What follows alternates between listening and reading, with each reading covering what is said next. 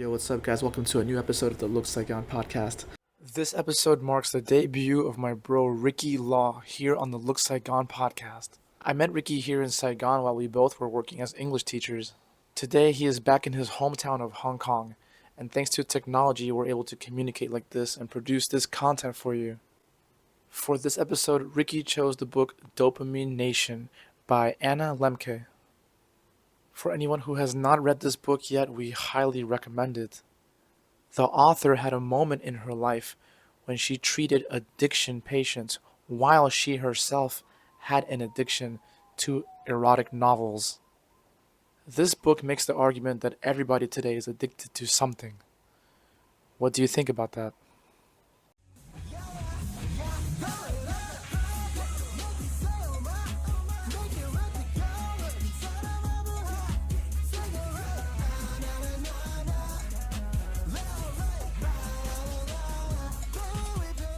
Hey, There you go, yeah. there you go. Because I cannot find my earbud. It must be somewhere in my house. So anyway, sorry about that. Oh, it's okay, man. Awesome. Yeah. Am I clear? Because I'm not wearing an earbud. Oh, yeah, no, yeah, it sounds clear and it looks clear too. Okay, good. Awesome, bro. Okay. So how do we do this? How do we start? Good to have you, man. So I guess, so for everybody listening, we're gonna discuss the book Dopamine Nation. And I have two sets of questions, actually. One is standard questions, and the other one I asked for the deepest questions possible Okay. for this specific book. So I guess we'll start with like the standard. Is it like a discussion or is it just me answering questions? It's a discussion. I mean, I guess first I Okay. want to ask you like what motivated you to choose this book? Oh, okay. Because dopamine is always like interesting to me. Like like for example, I like going to the gym, right? And people always say when going to the gym, it give you dopamine. So I was like, dopamine. So what is that? And then I realized that like people this world, including me and you, always use like cell phone or online internet, and people also always say that when you do those things that give you dopamine. Dopamine, they say dopamine supposed to make you happy, make you feel good. So that's all started. And then I found this book and I just want to learn more about dopamine. And I also feel that um, sometimes too much, like using cell phone or using online activities. Sometimes I feel like people always say it's good, but why doesn't feel good sometimes? Like I feel like I might be overusing those things, so at the end the result is not that good. So I have a little bit of experience on that. So that's why I want to start reading. Yeah. Cool, cool. Yeah, I just realized that I'm not really even sure what dopamine is because like it's not clear to me. Is it something that comes out when you use the phone, or is it something that is motivating you to pick up the phone? It's okay. So a lot of people thought it is when you doing things you enjoy, and that's when dopamine release. But it's actually not. It's a motivation. So before something happens, before the pleasurable activity happens, actually motivate you to do that action. Like I remember I read something or I saw something on online or news. They said that they try an experiment on animals, like a mouse, and I think they did something like take away their dopamine in their brain, and then they are not motivated to go find food. Hmm. So dopamine, it's useful. Depends how we use it, or sometimes we overuse it. And yeah, so I feel like dopamine is before the activity happens, it urges you to do it. Like for example, sometimes as soon as I sit on my desk, I just want to go to YouTube. So I guess the dopamine release. Mm-mm. It kind of makes sense. Like it feels like dopamine is like some natural thing we have that helps us to stay alive or something. It it used to, I guess. I think because like many years ago when it is. like when the world's not that wealthy and well off, people need to work hard for life, like for money, for food, even the gathering and hunting like tribes, they need those dopamine to motivate them to go hunting, Mm. right? But I feel like these days, because we're so well off already, so we don't need the dopamine as much. So we want to create like create dopamine. We want more dopamine. We were not using it as much as before. So like our body naturally creates dopamine, right? So yeah, so what should we do now then? Okay, so people like these days, right? We feel bored more than people in the past. Again, because people needs to work hard um, to get things. And these days we are not don't we don't need to do that. So we don't our brain was telling us like we already have this, we already have that, we already have things in front of us. So why do we need so much like dopamine? You can correct me if I'm wrong. Hmm. What do you think? Like do you have any knowledge on dopamine? Not specifically on dopamine, but just like pleasure and tolerance. You know, like when you consume a lot of things and then you get tolerant, and then Mm-hmm. and the things that used to feel so good suddenly Yeah. the the feeling starts to decrease until it feels like nothing. Mm-hmm. So yeah, so today we are actually talking about this. Oh, can you see it? Dopamine Nation, this book. It's kind Hmm. of blurry, but yeah, this book. What is the author's name? Anna, I don't know how to pronounce it. Anna Lambik, Lambik. So Lembke.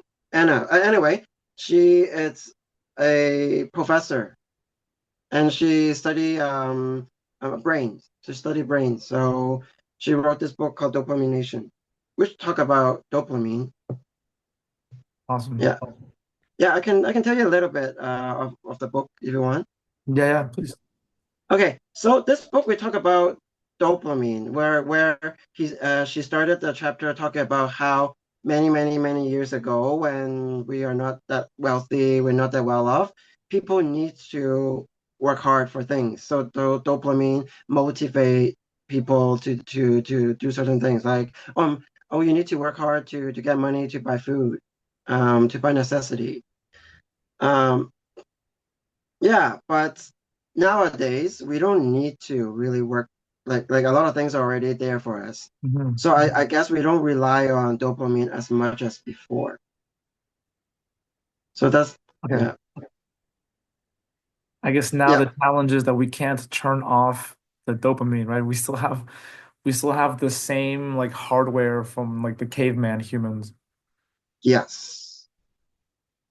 Um, okay, so and the problem is these days is where okay, so pleasure, because these days, like for example, cell phone, it's right in front of us. Mm, Computer is right in front of us. So, like for example, when someone feeling bad or feeling stress, feeling anxiety, we always like we tend to use um internet, video, social media, all that to distract ourselves, mm, mm, to run away from to run away from all those stress. So the problem is because like there's a balance. There's a pleasure and pain balance. mm, Um, so when you have okay, so this is pleasure and this is pain. When you have a lot of pleasure, like chocolate, like chips, like porn, whatnot, it would go mm, this way, and then it's imbalance now, right? So our brain always try to balance it off. So now it need pain, so it will automatically produce pain. So mm. so it's more pain, and then it's balanced now, right? But we keep on consuming. Yeah. So keep tipping this side. And then the more we consume them, the less we feel pleasurable and fulfilling because it doesn't go back down because there's too much pain here. So so a lot of things in our life, there's always a balance. So talk about like pleasure, it's good, but at the end it comes with a price. The price is pain. Yeah. And what do you think about that? It makes sense. It's kind of like if I imagine like someone getting like a tennis ball and throwing it against the wall, it's gonna bounce back with the same speed that you threw it at. Like so I feel something similar. Like if you consume a high amount of pleasure, you will feel an equal amount of crash. Hmm. I'm going to be honest with you. When you ask me about dopamine, like, do we have it before the activity or after the activity? Like, that is a little bit confusing to me, to be honest. But that's just what I heard. What I heard, what I told you is it motivates us to do things. So Mm, so to me, I thought like what makes sense to me is maybe before the activities, me maybe too. before the activities. So in the past, it's very important because we need to be motivated to do things. Yeah, yeah. Um, but now we're not as important because we have a lot of things already. But it's still there. It's still urging you to do Yeah. things. And even if we sh had a switch to shut it off right now, then we would have the same challenges that rat that we would just sit at home and not literally not even eat. True. I think dopamine motivates you, like give you like certain feelings. Sometimes Yeah. it's hard to resist. Like you feel like, oh, it feels good. Like it feels so motivating. Like I want to really do something. I really want to do something. So that can become addictive. It can become, right. It could become, Yeah, yeah. because you really like that motivating feeling. It feels so good. Like it want me to take the candy, to eat the candy. Do we really want me Uh, to eat the chocolate? That's what I think it it's doing.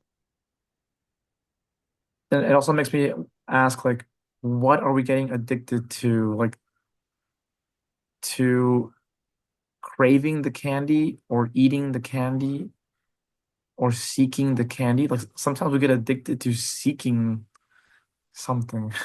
It's kind of I think confusing. it's both. Seeking it's exciting, and having it, taking it is also exciting. I think both ways. Both. It's like I feel that many of us are addicted to seeking happiness. That if happiness actually arrived, that we would feel bored. True. But according to the professor, she always used the balance, right? Because it is already tipped this way, so we're chasing. We try so hard to trace that feeling again, like the happiness, the pleasure. Ah, But unfortunately, it's already like we already have too much pain side to balance. The brain try to compensate. So the more you chase it, the more like now it doesn't feel good anymore. Like it doesn't feel anything because you're too right. used to. Do you know what example Anna gave? Is he? I think she had a family. I forgot why she did that, but maybe she's not fulfilled. Like because her. Oh yeah, I remember. Her children already grown up. They don't need mommy anymore. So as a mom, she feels so unfulfilled and bored. So what she did was she was chasing novels, love novels like Twilight. Yeah. So she keep like reading and reading and reading. Sometimes she just hide in her room to read. And what interesting is the more she read at the beginning, it's so pleasurable. Like the high is like crazy. That's why these kind of novels are like so popular. But the more she read, the more she feel like doesn't excite me anymore. What's going on to my brain? Right. So that's how she started to become a professor and study the brain. Isn't it cool that I think I read that she was still working as an addiction therapist while she was addicted to the novels. Oh yeah, that's true. I forgot that part. It was probably helpful. I'm sure it could help her to like kind of guess how her patients felt because she was an addict at the same time. True. There were some stories about like there's a lot of stories about her patients. It was really insightful, although I can't remember specifically. But yeah, I just remember one. I don't know if you want to talk about it. It's kind of like I think it should be fine, right? There was the Say one again, sir. guy, there was the one, she had that one patient that he created these machines. Remember that? Like Vaguely, I can remember a little bit. to Yeah. play with himself, he would create some machines Oh, yeah, yeah, I remember that. and he would To get connect the high feelings. yeah, he would connect them to like I don't know, like to the video and he would try to make it like an interactive 4D type of experience. It's intense. And he said that he tried to quit and he would throw away his machine and then the next day he would go back into the trash and pick it out again. Oh, yeah, yeah, yeah. I remember that part now. It's intense. Okay, so that's one of the lessons she taught us. Is the lesson one. So that's a good for she talked about a lot of people use those use that machine or online social media to escape our miserable. Mm, Yeah, because these days, like a lot of people say, oh, young people, they cannot stand feeling, I don't know, bored, feeling sad, anxieties. Like more people cannot stand those things. I think it's because people don't face them. People immediately because it's so easy to watch my phone. It's so easy to go to online. Yeah. So people use these things to escape feelings. So she said that the best way, how can we work on this? So what do you think we can do to minimize this behavior? is the question like how it's not like how to quit addictions, right? Is it different? Or you people okay, we're too used to escaping feelings, miserable feelings by using pleasure, like chasing dopamine. Mm-mm. Yeah. I think oftentimes we just autopilot chase that pleasure just because we've been doing it for so long. Hmm. It just becomes like an automatic thing sometimes. True. But yeah, what can we do? Yeah, It kind of feels like we can only do something when we are not triggered. Because once we're triggered, you might just go into this autopilot mode. It's true. it can be hard to get out of it. Okay, so what she think is we have to take away the source. Like the source of pleasure, I mean. That makes sense. Yeah, like delete the website, maybe screen lock your phone, put your phone away for a while, or turn off your phone, all that. And she also said that it's actually very healthy for us to tune it down. Like for example, when you're so used to listening to music on the way to work or on the way to school, sometimes you can make a change by like not listening to music. Just try to live with your thoughts and your feelings. Mm-hmm. Like don't try to escape them. Like live with them. Sure. Like feel everything. Or feel as much as you can, I guess. Hmm. So the more you feel it, the more you let it live with you, and you will learn to tolerate those discomfort. Um, and you'll be better at dealing with uncomfortable feelings. There's Mm, no other way. You have to live with it. Um, get used to having those feelings sure. instead of like escaping. So that's one of the lessons. Mm. One of the traps that I would usually fall into was like I will tell myself like, okay, I'm gonna stop seeking pleasure. And the funny thing is that when you do that, your life becomes naturally more pleasurable.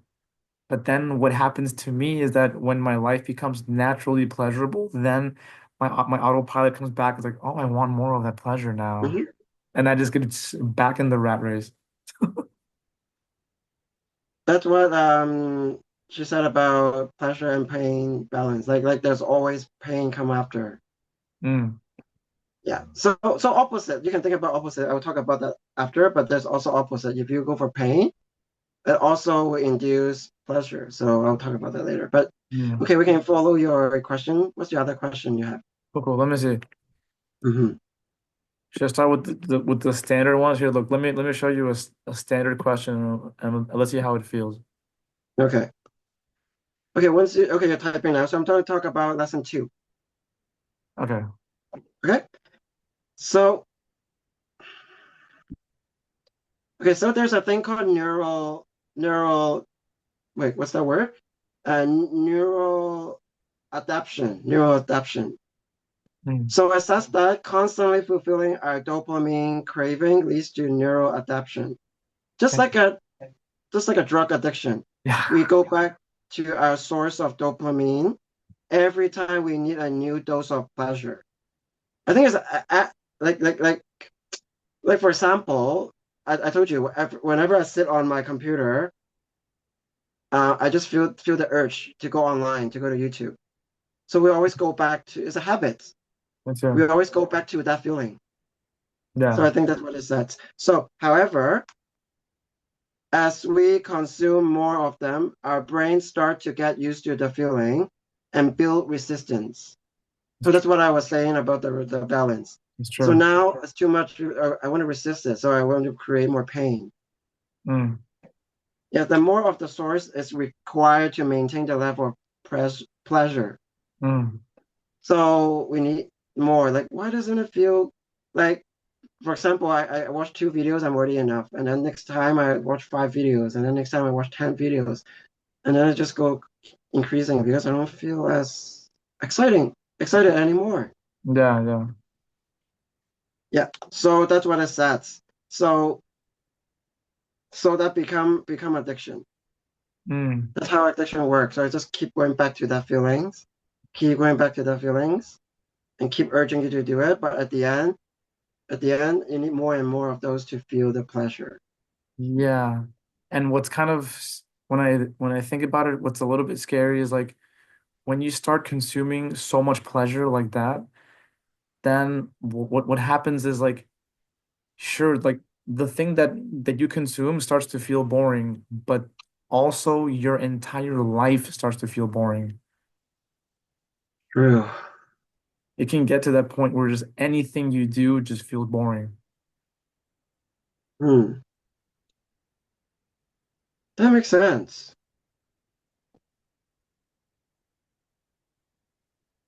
But at least we Yes. know that that boring feeling is temporary. You're just crashing. And if you actually stick with, if you just feel those feelings long enough, you will balance back.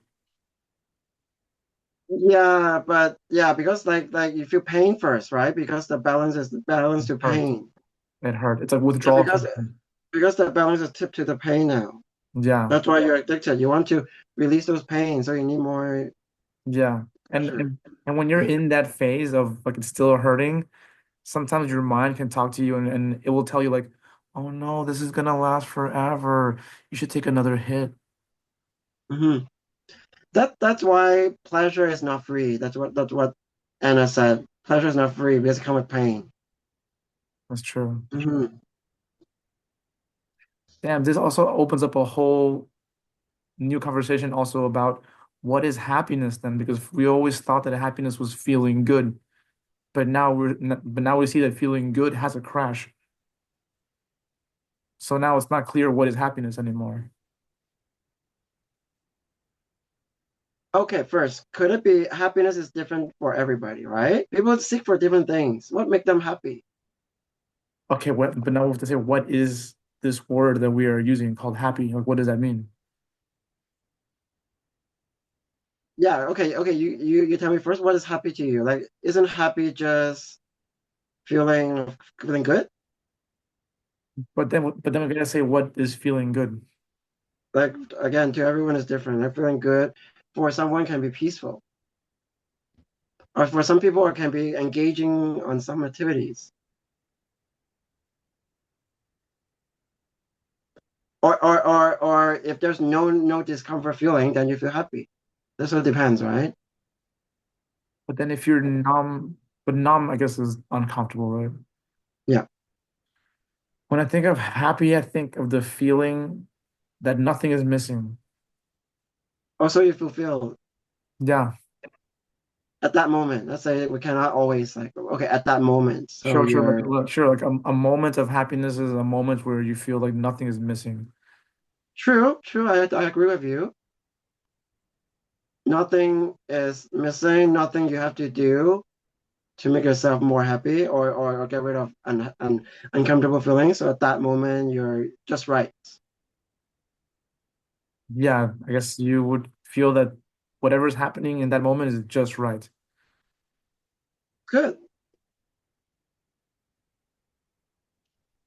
Hmm. So how do we reach that happiness then? How do we reach that feelings? Do we have to work for it? It might be like because like now I'm wondering, is it possible to feel happy while you are crashing from the withdrawal symptoms? It Oh. might be. Well, though. Oh, I know what you mean. Okay. But those aren't crashing, right? You're having discomfort feelings, like uncomfortable feelings. Sure, like Can't you feel while happy with those? right, I'm assuming that maybe it's possible that while you have uncomfortable feelings, that you could feel happy according to how we just described happiness. How about oh, that's right. That's why Anna said that we need to learn to live with our uncomfortable feelings. Because uncomfortable feeling is always going to be there. If you learn to live with them, learn that it is like it's going to be part of you. You're like it's a part of you. Like it's going to be there. You cannot just kick it away. You cannot, yeah, you cannot kick it away. So when you're used to it, you're used to, oh, it's like a partner. Like it's going to be there, and then you can be happy because you know that it's going to be there. So it Exactly. depends. I think when you work on it, you can increase your happiness True. when you're more used to it. Hmm. And also when like you have like faith that that feeling those feelings is actually a good thing. Yes, or the more you don't like resist, it causes more pain. Right. So it's just as easy as stop resisting, and then you feel more happy Nice. because you're not fighting against unwanted feelings. It's how they say in spirituality, they'll say surrender. They use that word a lot. Yeah. Oh, yeah. Sorry, it's my mom. Okay. Yeah. Keep going. No, I thought I heard somebody say sexy lady. I don't know. My mom was speaking Chinese. Uh, Apple. I can eat outside. cool. Yeah. So, we're talking about happiness. Okay. Now we're clear. Like once we start, no, we're not start, but once we stop resisting uncomfortable feelings, Mm, the happiness will increase. At least we feel less uncomfortable at that moment. At least we feel less, yeah, less uncomfortable of like, fighting against those uncomfortable feelings. I never thought about a happiness increasing, but now that you mentioned that, it feels like if happiness can increase, I feel that it's possible that I don't know where it would end. Like maybe it can just increase into some level that we can't even imagine. Whoa. Then what is that? Infinite happiness. Just like in the hamster wheel of happiness. I don't know. I don't know. I'm Are we just creating a whole universe of happiness? yeah. It's like you're just happy to be alive. Yeah. So yeah, okay, great. Okay, actually, there's another lesson, the final lesson. So, okay, what do you think about that first? We're talking about pleasure will give you pain. Mm. Here's the balance. What if they want you to change, like opposite? What if you induce pain? What would that give you at the end? Can you answer me that? I mean, if we're using the same logic, then it would be like delayed pleasure somehow. Okay, yeah, so it will give, okay, so using pain as a dopamine source, you can actually do that too. You can also use pain as dopamine source. So, for example, going to the gym, you're inducing pain, right? You're working out. So Mhm. that pain actually, like, because some people enjoy that pain, like me, I like going to the gym because I love that pain feeling. Mm, because I know good will come as a result. Maybe 1 or 2 weeks later, you feel stronger. So again, so this is one of the example of like how you should like you can use pain to induce pleasure. mm. Yeah, because like in this universe, you need to balance off everything. So like pleasure must come with pain. Yeah. I mean, and then oppositely, pain also induce pleasure. So can you give me, do you have any examples of looking for pain, but at the end you get pleasure? I mean, just what comes to mind is like if I go jogging today, I'll feel really good tomorrow. Hmm. And according to Anne, she also said that will also help us increase the dopamine Ah, in our brain. So yeah. So and this is a more healthy way actually, mm, because like it won't be outbalanced. It won't be so much unbalanced if you use pain uh, first. It's a healthier way to increase your dopamine level. mm. Yeah. Do you agree with that? Yeah, yeah. And actually, let me tell you a quick story that I think you'll want to hear. Okay. Um, okay, so you've heard of the Roman Empire, right? Yeah. So one of the last emperors of Rome was someone who was addicted to orgies. And after him came the fall of the Roman Empire. The people have been making this same mistake for thousands of years. Wow. Hmm. Even kings, even emperors. I just started reading the book called Think Again. Mm, I feel like they're somewhat related. I just started, so I think it's somewhat related, like our mindset. Like a mindset can go for thousands of years and it can destroy things. sure, I believe that. Like for example, they're talking about those blind patients. They're talking about blind patients. And when they see the doctor, they don't believe they're blind. They just believe they believe they're in a dark room. A lot of the patients. Mm, wow. Yeah, I vaguely remember that. Like one of the examples is like that. Yeah. So it depends on your mindset, what you believe. Yeah. Yeah. If someone tell you magically you are blind, and you still believe that, no, I'm just in a dark room. Someone need to turn on the lights. If Mm, you believe that, it's your reality. Then you always believe I'm just in a dark room, I'm not blind. yeah, whatever you believe is real feels real. Yeah, also mindset. So I do believe like when you say the empire, like for thousands of years, their mindset, I feel like those people in position, they are so powerful and strong in inserting ideas in people's brain or manipulate people's brain. So I feel like that can goes on for a long time if it's that powerful. Sure, sure, it could. Hmm, interesting. Hey, let me Hmm. let me look up some of these questions that Yeah, sure. Go ahead. Go ahead. That's all the lessons I already oh, told that was you. great. That was really great. Hmm. I think we answered some of these too. Let's take a look real quick. Maybe I'll just go straight to the deep Sure. questions. We've been answering some of these, even the deep ones. Great. Hmm. Huh. Okay, let's see. What do you think about this one? If dopamine is the motivation of desire, can we ever be truly free from craving? And maybe. That's a very good question. Can we? It to my log. Okay, if it's logic, then I feel like it's very hard. It could be doable, right?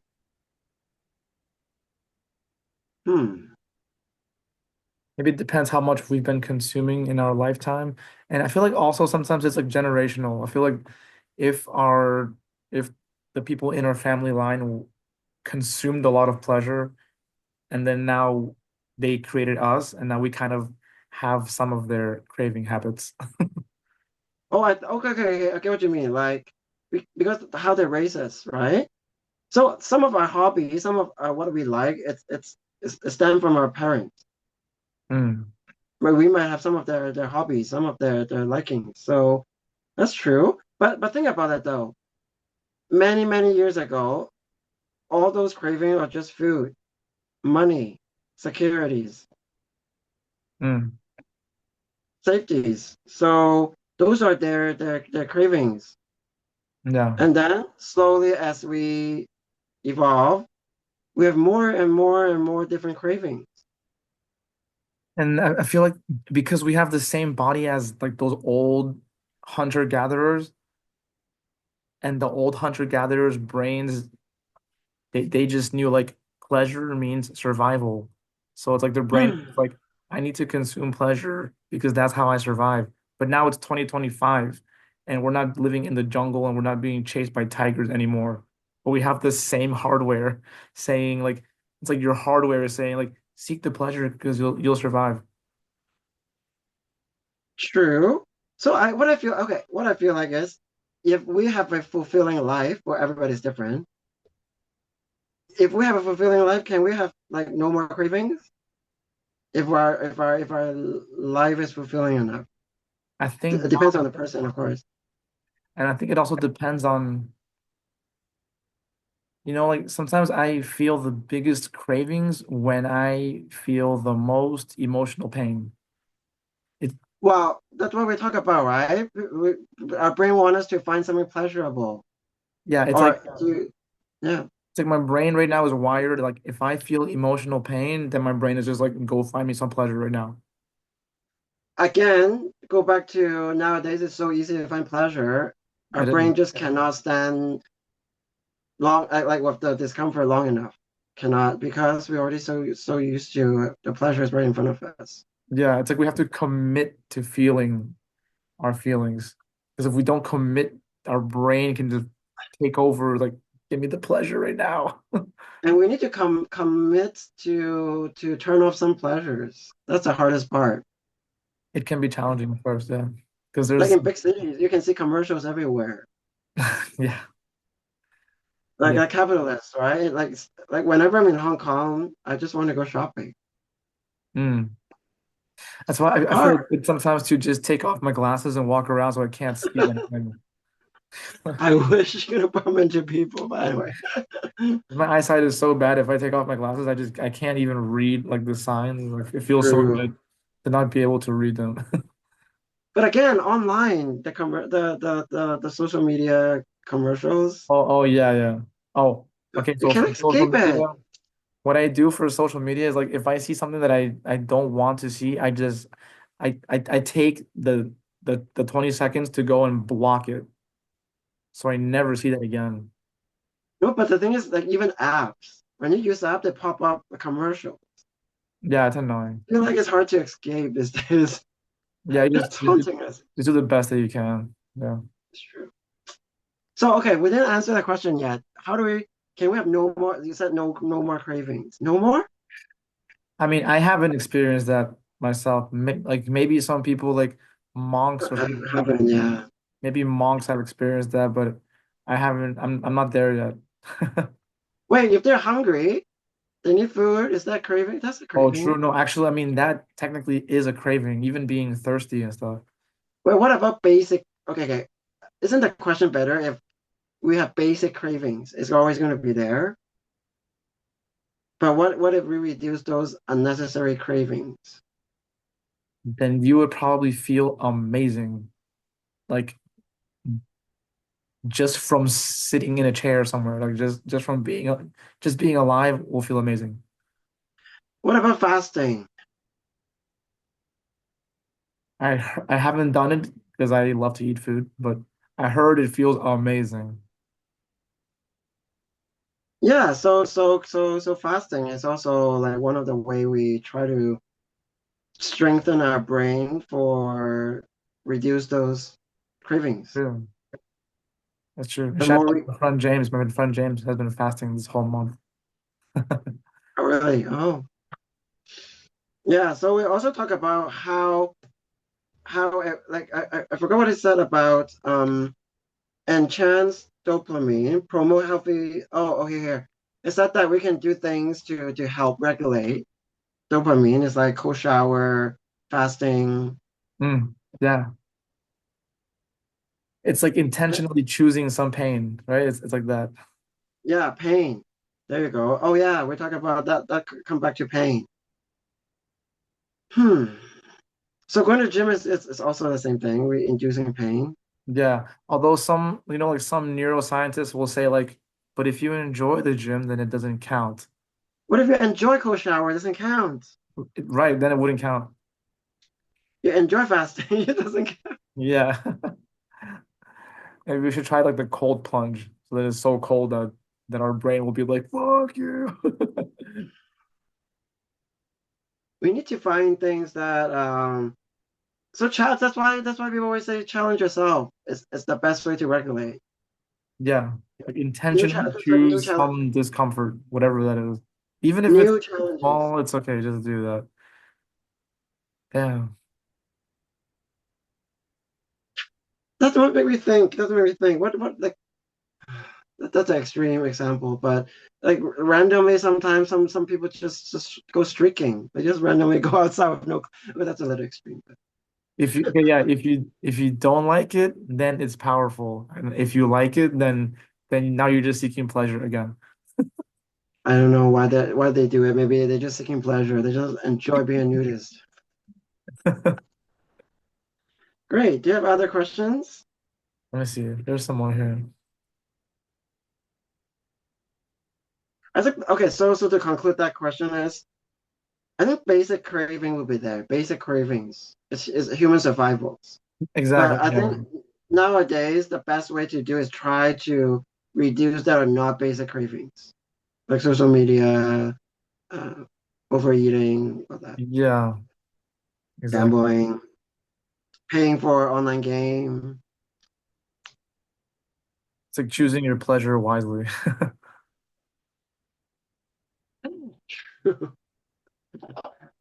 Hmm. Okay. Here it says something that is interesting. It says this book, Dopamine Nation, discusses radical honesty as a healing tool. And it says, what are some things that prevent people from being radically honest with themselves? Wait, what do you mean by radical honesty? Like logical? Is it like logical? I mean, it sounds like being like, have you heard someone mention this thing called being brutally honest? To themselves. Yeah. It says that in the book. It says that being like they call it radically honest is a healing tool. But you need to be careful though. It can run into a bad thing when you're so used to doing that. All you can think of and all you can say is radical honesty with yourself. So it depends how you use it, all right? Everything is like depends how you use it. I guess the question for this is like, are we being honest with ourselves? Hmm. Okay, if we use it just because we want to change, then it's good. But because recently I know someone who are brutally honest to themselves, just just because they feel like they can't change, and then they use it as a defense mechanism. Oh man, so they think Then it they will are become bad. being brutally honest, but that's They're just different. criticizing themselves. It's different. Yeah, it's different. Yeah. So they better be careful. Don't go into that trap.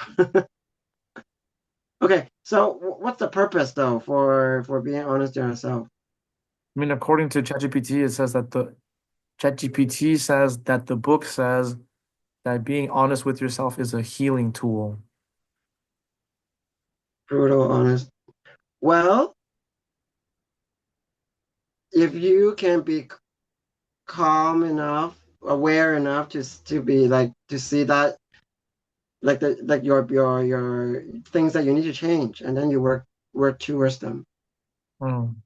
Then, if you're honest to yourself that about things that you need to change, honest to yourself that you have like cravings, you have addiction, and you go for help or you find ways to change, then it's good.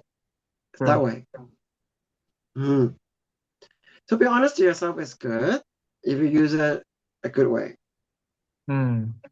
Mm. So yeah, what do you think? Yeah. Yeah, it should be like a healing thing, not like a self-destructive thing. And yeah, and if your radical honesty is hurting you, then something is wrong. There's, it might Yeah, not so even, mhm. it might be like a miscalculation. And then it's hard for me to put miscalculation and honesty together. Also be careful because sometimes some people are really honest to themselves, but unfortunately, they all they can see is their shortcoming. All they can see their shortcoming. That's too much on one side. And they also need to see what they're good at as well. Yeah. Right, right. It's like hopefully like we can see ourselves how we actually are and not focusing on the dark Oh, sides. now I get what you mean. Brutally honest mean not just because I was thinking about the bad side, but brutally honest mean you also need to see your strength. Yeah, yeah. Like see the whole thing. Like Like you see your personality, see how you are, see your good side, your bad side, and how you can utilize everything to make a better self. sure, sure. You could see it like that. Cool, man. I think we did a really good job with this. Hmm. Yeah. So I do recommend people to read this book, especially these days. Sorry, cannot really say it, but Dopamine Nation. Yeah, I think a lot of us need to read it because at some level these days we are addicted to something. Mm. And for anyone listening, this author, Anna Lemke or something, right? So I cannot pronounce Lembke. That's the last name. Anna Lemke. If I'm not mistaken, she Okay. was a student of Andrew Huberman at Yale, and Oh, she's also interviewed by him on his podcast. So if anybody wants to hear the author speaking about this book, she speaks about it on the Andrew Huberman podcast. also he was. Sorry, she was in the Diary with CEO. I believe that. Yeah, It was like 1 hour or more than 1 hour long. So like imagine you need to pay so much money to sit in her lecture. You can have those broadcasts for free and you can learn everything she's teaching. exactly. Yeah, and also you can Valuable. choose your favorite podcaster because every podcaster has their own style, and they can bring different information out of her. Hmm. So I urge people to either read the book or you can watch the broadcasts. Really good. Great. Awesome, bro. So then we'll think about what book to do next time. Yes, I like this. All right. Great. We're gonna do another one. Awesome. All right. See you, bro. Take care over You there. take care. Bye bye.